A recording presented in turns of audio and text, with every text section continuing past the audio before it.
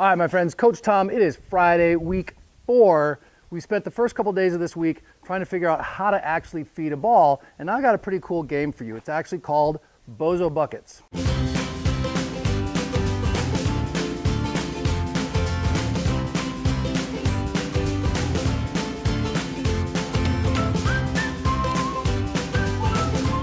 Now, if you're not as old as I am or don't know who Bozo is, that's too bad. But the game is simple. It's Bozo Buckets. What you're trying to do is actually, we're going to start with just tossing the ball, and then we'll actually grab our rackets and feed the ball.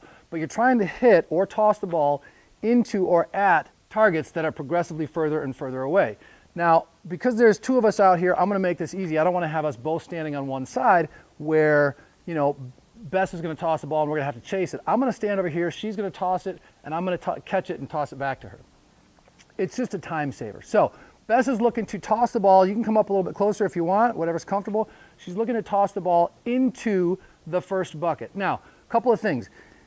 You can kind of make the rules as you go. Like, some of these aren't the best buckets in the world, but that's, again, the idea. We use what we have. So you can say it has to just hit the bucket. That's all. Or it has to go in the bucket, and if it doesn't stay, if it bounces out, that's fine. Or it has to hit the bucket, stay in the bucket to count. So you can make your variations based on how you want this to do. So for right now, let's just say it has to go in, and if it bounces out, that's fine. So Bess, go ahead and toss that ball.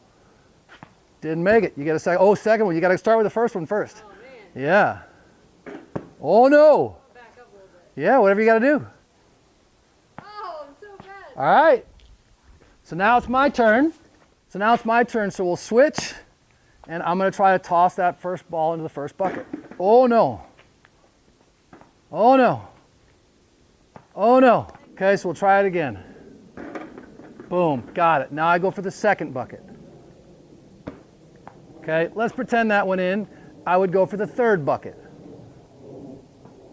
Okay. So a lot of this can be basically like, look, we're not perfectly successful. It's not landing in there. So we might switch and say, hey, all you got to do is actually hit the bucket, hit the target.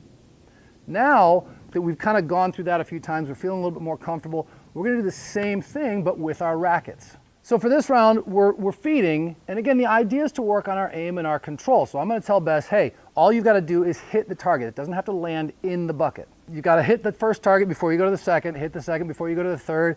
We've only got 3 out here, but you could put 4 or 5. You can put point totals on them. You can say, all right, you get 10 balls, and you got to get number 1, that's 1 point. Number 2 is 2 points. Number 3 is 3 points, and you add up how many points you can get with those 10 shots. So there's a lot of different ways you can do this, but again, what we're trying to focus on is that your kids are learning how to aim the ball, learning how to feed, and guess what? Most important, having fun. Perfect. Try it again.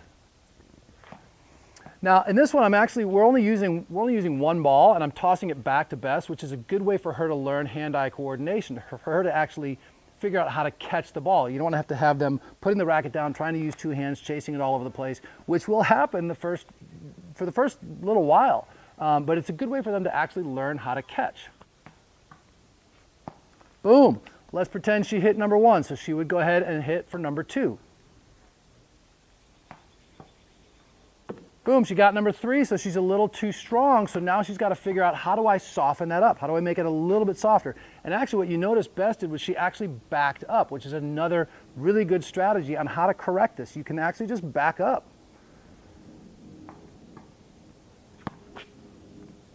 Okay, so she didn't get them. I'm going to give it a try, see how I go. It's tricky. It's tough to do. You can make bigger targets. You can make smaller targets. Again, make some variations that will give your kid some success, but at the same time, keep it fun. It's got to be fun.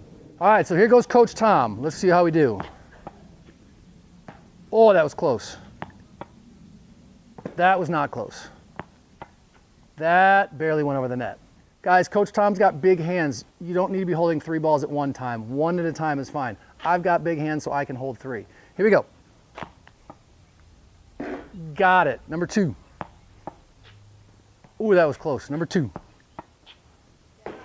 Got it. And that one went in. I get like 1,000 bonus points. But again, the idea is just keep it fun. This is a great way to practice this game and just work on your aim and your accuracy and making adjustments based on what's happening with one shot and how you can correct that going on to the next one. That's it, my friends. Have a great weekend. I will see you all next week. Keep it fun, keep it simple, get out there and play.